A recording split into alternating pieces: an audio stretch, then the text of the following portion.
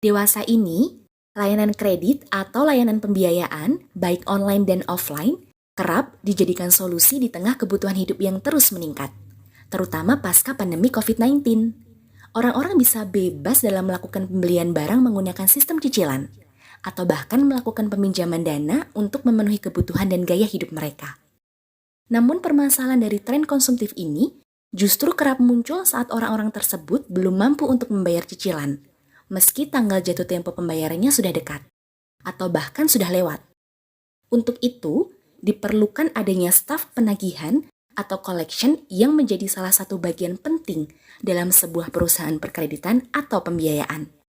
Salah satu yang menjadi garda depan dalam proses penagihan adalah tim desk collection. Sebetulnya, apa sih desk collection itu? Bagaimana cara kerjanya dan apa saja targetnya? Bersama Kak Caca dan juga Kak Aiga dari PT Sejahtera Mitra Solusi, kita akan belajar tentang segala sesuatu yang berhubungan dengan desk collection. Semoga video ini dapat memberikan edukasi kepada bro dan sis semua yang sedang mencari referensi tentang pekerjaan desk collection. Hai bro dan sis semua, perkenalkan saya Siska Duretno Wulansari, biasa dipanggil Caca. Dan saya Aiga Krislendia Oktaseli, biasa dipanggil Aiga. Baik, pada kesempatan kali ini kita akan membahas segala sesuatu yang berkaitan tentang desk collection. Ditonton sampai selesai ya, buat bro dan sis yang suka jangan lupa like dan subscribe video channel di PT Sejahtera Mitra Solusi. Nah, di sini mungkin bro dan sis juga bertanya-tanya, apa sih desk collection itu dan seperti apa sih menjadi seorang desk collection? Fungsinya juga seperti apa? Baik, di sini aku akan bantu informasiin kepada bro dan sis. Tugas desk collection yang pertama ialah mengingatkan kewajiban nasabah untuk melakukan pembayaran saat tanggal jatuh tempo. Dan yang kedua, mengedukasi nasabah kapan dan kemana harus melakukan pembayaran tagihan.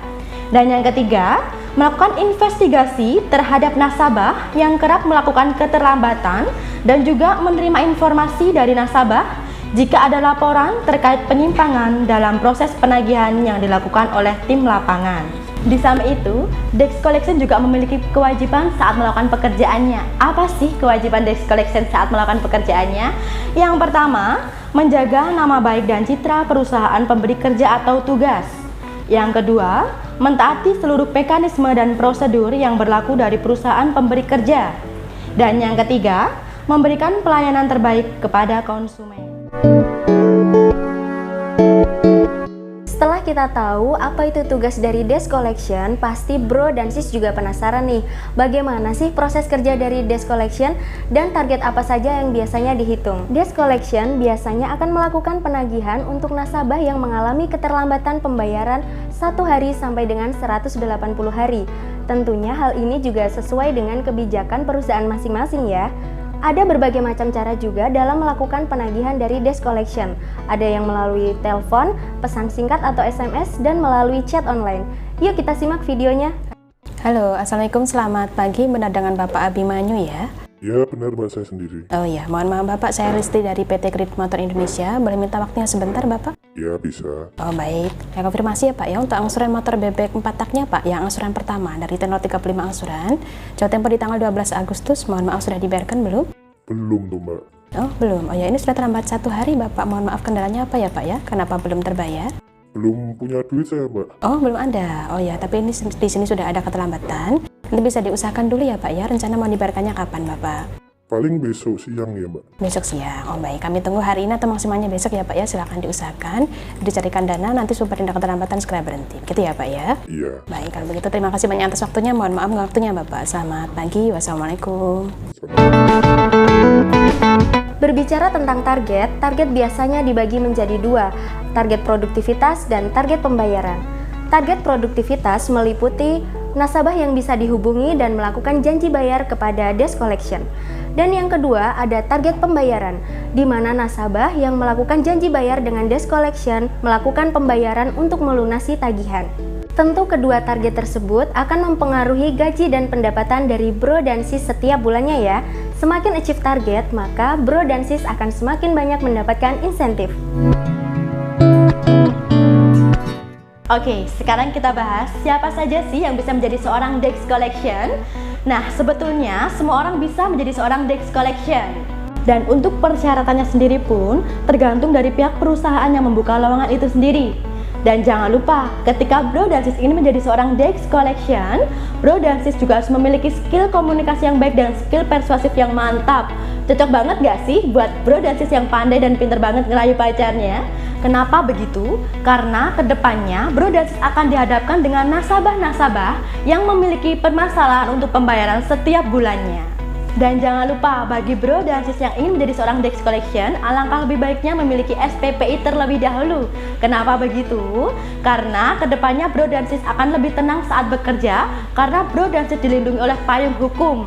Dan jangan khawatir nih, bagi Bro dan Sis yang tidak memiliki SPPI, tentunya Bro dan Sis masih bisa kok bekerja menjadi seorang Desk Collection. Kalau Bro dan Sis sudah terjun dan masuk dalam dunia Desk Collection, ada yang namanya etika dalam memperlakukan dan berkomunikasi dengan nasabah. Jangan mentang-mentang nasabah terlambat melakukan pembayaran, Desk Collection bisa semena-mena dan seenaknya sendiri. Yuk kita simak apa saja sih yang menjadi etika dari Desk Collection.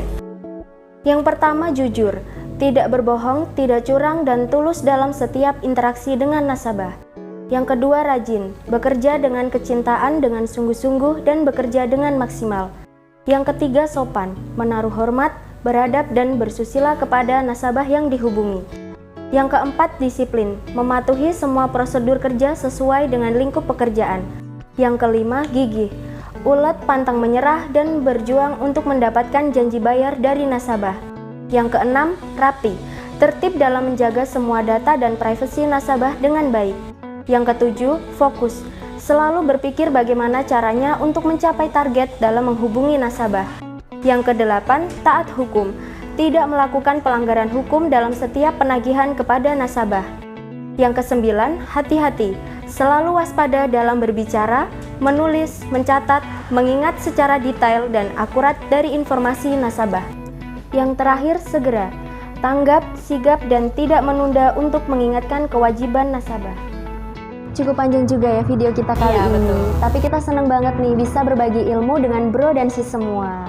Dan tentunya semoga video kita kali ini bermanfaat nih. Dan semoga juga Bro dan Sis kedepannya juga tidak bingung bagaimana dan seperti apa sih pekerjaan dan keseharian sebagai seorang Desk Collection. Buat Bro dan Sis yang sudah pernah bekerja sebagai Desk Collection, bisa juga nih berbagi pengalaman di kolom komentar ya.